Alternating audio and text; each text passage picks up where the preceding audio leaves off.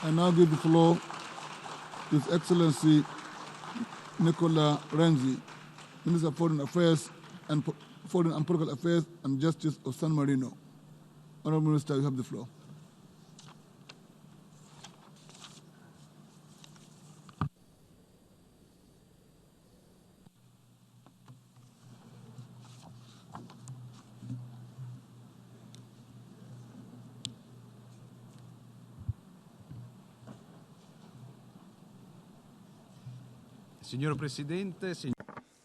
Mr. President, Mr. Secretary General, Excellencies, ladies and gentlemen, on behalf of the Government of the Republic of San Marino and myself, I would like to congratulate His Excellency Tijani Mohamed Bande on his election as President of the 74th session of the United Nations General Assembly, and to wish him a fruitful year of work. The Republic of San Marino supports the priorities of your program mentioned in your inaugural address, and we guarantee you, Mr. President, full cooperation in all work of the General Assembly. I would also like to express my country's gratitude to the outgoing President, Her Excellency Maria Fernanda Espinosa Garcés, for the important work carried out during the 73rd session. I would also like to extend my special thanks to Secretary General Antonio Guterres for his energy and determination in leading the United Nations and in the reform processes of the organization. Mr. President, I am grateful for the theme chosen for this session, galvanizing for poverty eradication, quality education, climate action and inclusion. Si tratta di un approccio ampio. This is a broad, cross-cutting approach, since it deals with human rights, the fight against climate change, and sustainable development, to which the Republic of San Marino attaches great importance. Moreover, it gives member states the opportunity to constructively contribute to the work of the General Assembly. It is clear that there is a relationship between multilateralism, in other words, orientation towards common and coordinated policies, and global challenges, the scope of which goes beyond the capacity of each individual state, even the most powerful or technologically advanced, to face them on their own. Recent developments in the global political landscape have created obstacles in the development of multilateralism and are putting it at risk. However, the increasingly clear interrelationships between global challenges highlight the need, today more than ever, for member states to work together to overcome difficulties. Likewise, they also require a strengthening of international cooperation and of our organization. My country welcomed the outcome of the high-level plenary meeting of the General Assembly to commemorate and promote the International Day of Multilateralism and Diplomacy for Peace, held last 24 April. Preserving the values of multilateralism and international cooperation, which underpin the United Nations Charter and the 2030 Agenda for Sustainable Development, is of fundamental importance to promote and to support peace and security, development, and human rights. The challenges that protectionism and isolationism pose today must and can be countered by the rules of international law, which have guided member states for decades. The Republic of San Marino believes it essential to continue to reaffirm its collective commitment to multilateralism, particularly in the framework of the General Assembly, as the most representative body of the United Nations because of its deeply democratic nature, universal participation, and undisputed legitimacy. San Marino has decided to cooperate within the framework of international structures and mechanisms, at the top of which is the United Nations organization, because it believes in the strength of dialogue, democracy, and respect for others. Indeed, peaceful coexistence of peoples relies on these values. However, multilateralism cannot be a mere statement of collective intentions. It must translate into concrete actions to improve people's lives and leave no one behind. 4 years ago, member states adopted a very ambitious plan to end poverty and create shared prosperity on a peaceful and healthy planet, the Agenda 2030 Agenda for Sustainable Development. In recent days, in New York, world leaders gathered to take stock of the implementation of sustainable development commitments and to reaffirm our collective ambition for a better world. As the Secretary General stated in his Sustainable Development Goals Progress Report, progress has been made in the implementation of the SDGs. Extreme poverty and child mortality rates continue to fall, although not yet at the desired rate. Progress has been made against certain diseases such as hepatitis. An important development has been recorded for some targets concerning gender equality or access to electricity in poorest countries. Labor productivity has increased. Global unemployment has returned to pre-crisis levels. This progress testifies to the great work done by member states and their partners in implementing the agenda from 2015 onwards. San Marino is convinced that sustainability is a great issue to be addressed at a global level to ensure the future of the planet and therefore that of young and future generations. In this spirit, the Republic of San Marino has recently joined the United Nations SDG 25+5 Cities project, managed by the United Nations Global Sustainability Index Institute in cooperation with UNOPS, which is to be a fundamental tool in transforming the Republic into a reference for various projects such as sustainable agriculture. However, despite positive trends and the many initiatives at the regional, national, and local level, which continue to be inspired by the agenda, an acceleration in the implementation of the Sustainable Development Goals is needed if the required level of transformation is to be achieved by 2030. The Secretary General's report shows that hunger and malnutrition are far from being resolved. Greenhouse gas emissions continue to increase. Biological diversity is rapidly diminishing. The level of financing for sustainable development is not sufficient, and even at the institutional level, there is a lack of the necessary efficiency and soundness to respond to the challenges. The most vulnerable groups of the population are also largely excluded from political, economic, and social processes. Overall, young people are 3 times more likely to be unemployed than adults.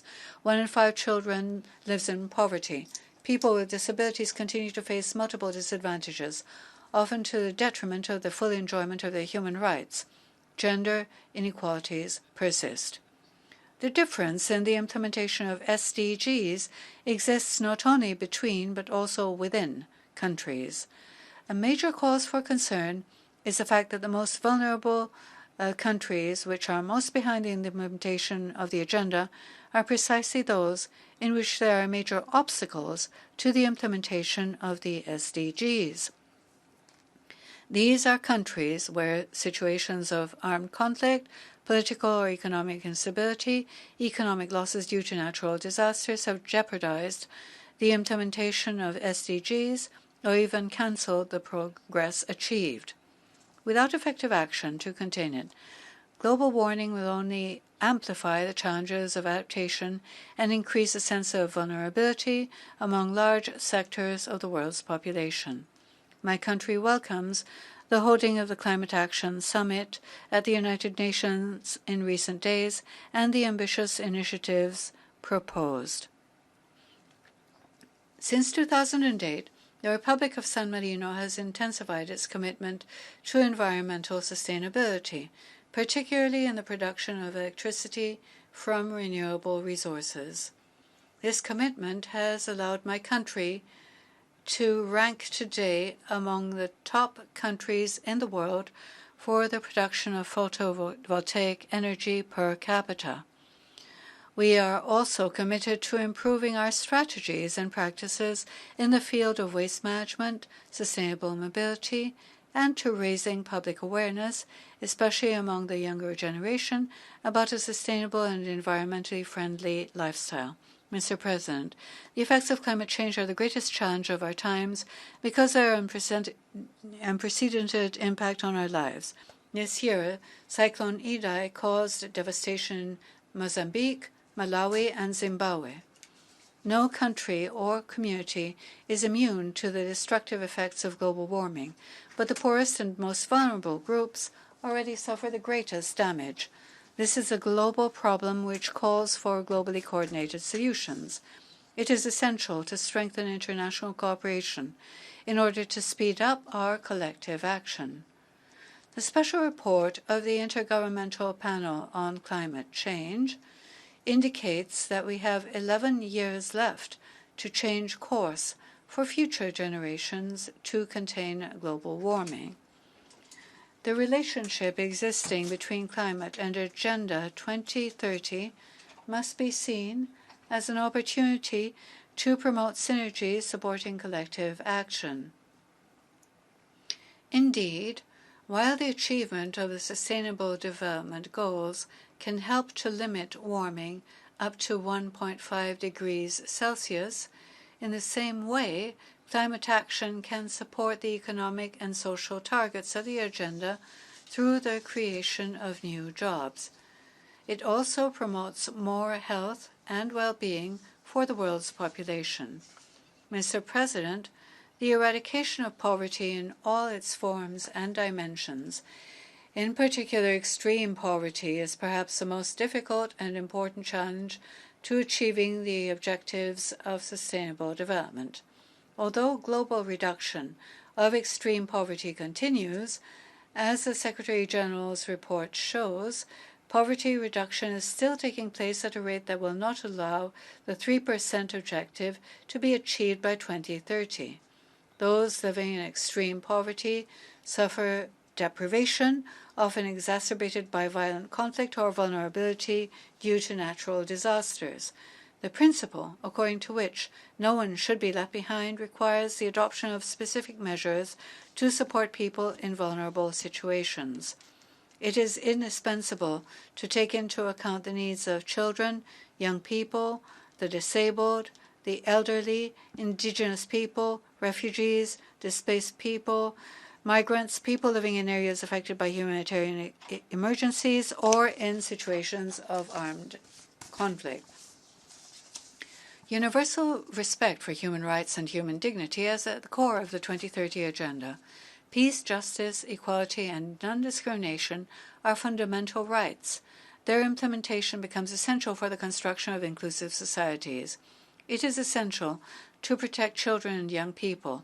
Actions to support them must be promoted so they can grow up free from all forms of abuse and exploitation. Unfortunately, children pay a very high price in areas of armed conflict. Many lose their lives, are kidnapped, raped, used as human shields, or recruited as soldiers. My country, San Marino, considers it essential that international humanitarian and human rights laws be respected in conflict situations. The Republic of San Marino is part of the group of Friends of Children in Armed Conflict. It has ratified the optional protocol to the Convention on the Rights of the Child on their involvement in armed conflicts and supports the Paris commitments. Moreover, San Marino is included in the list of countries supporting the Safe Schools Declaration, an important tool for the protection of educational facilities from military use during conflicts. San Marino also took part in the launch of the initiative Act to Protect Children Affected by Conflict of the Special Representative for Children in Armed Conflict of the United Nations, Virginia Gamba, which was launched in April 2019. Mr. President, If we want to build sustainable, resilient, and inclusive societies, it is necessary to promote effective and full participation of women in decision-making processes. The Republic of San Marino commits to fighting all forms of violence based on gender as well as all forms of sexual abuse and exploitation.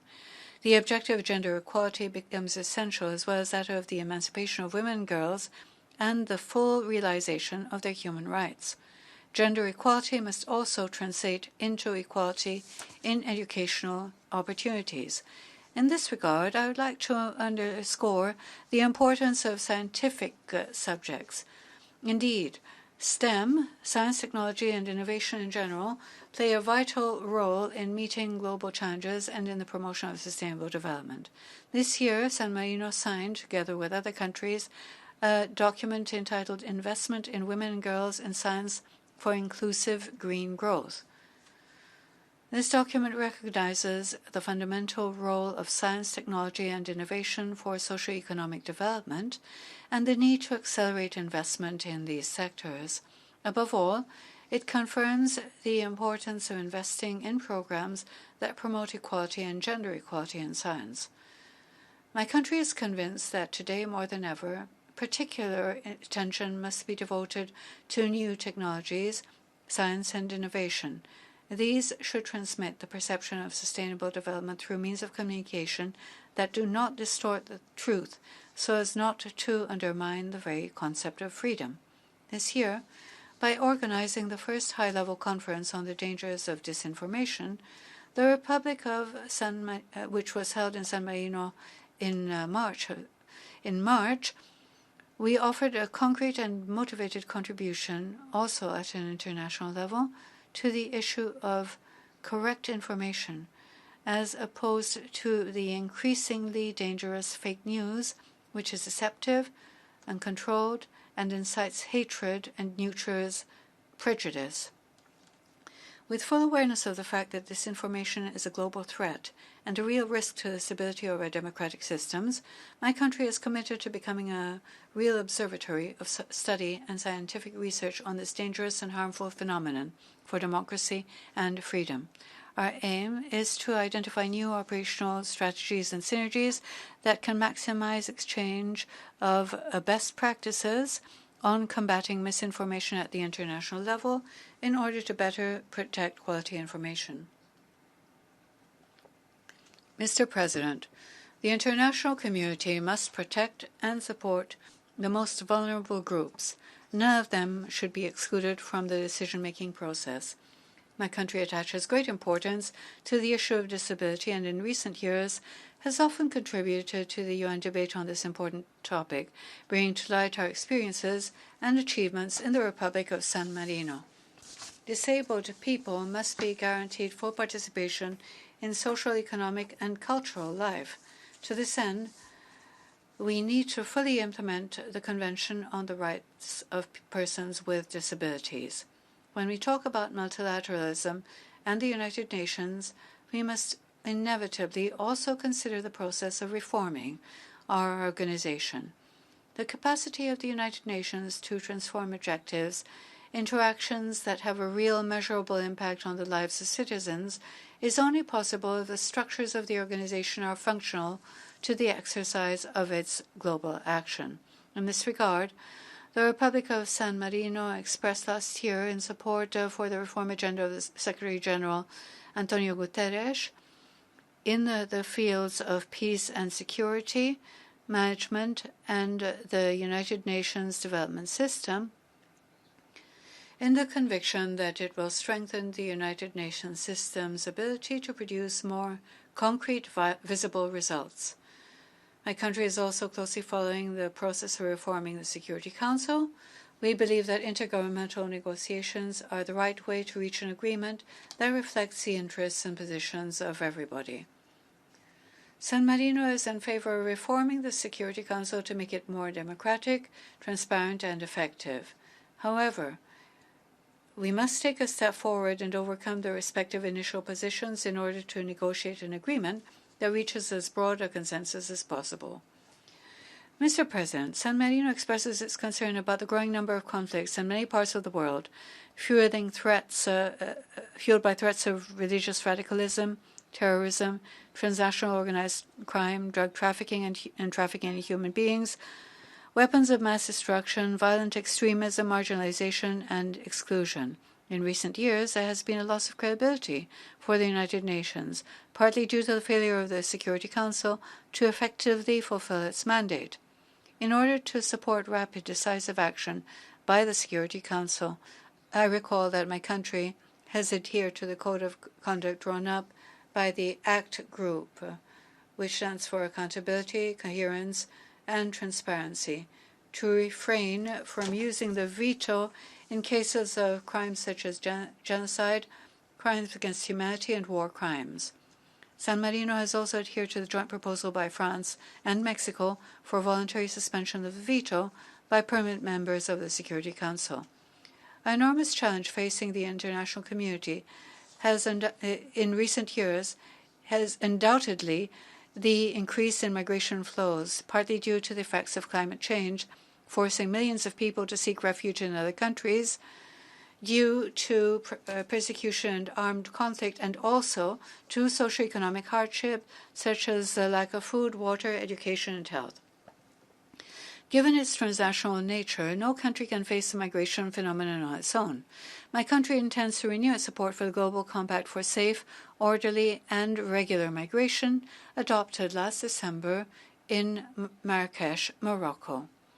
The Compact aims to manage migration flows through enhanced international cooperation. At the same time, it reaffirms migrants' human rights and dignity so that they are protected through access to basic rights. Mr. President, unfortunately, in recent years, perhaps also because of certain difficulties faced by multilateralism in meeting global challenges, we have witnessed a growth in some regions of protectionist, isolationist, or even worse, openly xenophobic ideologies, which tend to counter the principle of international cooperation.